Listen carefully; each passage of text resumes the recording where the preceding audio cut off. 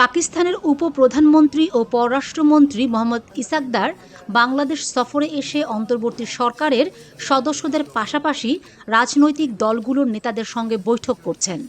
বৈঠকের বিষয় কী হতে পারে তা নিয়ে চলছে আলোচনা এবং সমালোচনা। ২ যুগেরও বেশি সময়ের পর ৩ দিনের ব্যবধানে পাকিস্তান সরকারের উচ্চ পর্যায়ের দুজন প্রতিনিধির বাংলাদেশ সফর কতটুকু ফলপ্রসূ এবং দুই দেশের সম্পর্ক উন্নয়নে কী ভূমিকা রাখছে তা নিয়ে হিসাব-নিকাশ চলছে।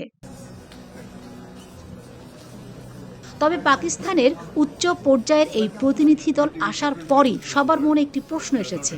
১৯৭১ সালে পাকিস্তানিরা যে বর্বরতা চালিয়েছে বাংলাদেশের উপর, সেই বিষয়ে পাকিস্তানের বর্তমান সরকার বা প্রজন্ম কী ভূমিকা নিয়েছে তা শুনতে এবং দেখতে পুরো বাংলাদেশই উদগ্রীব।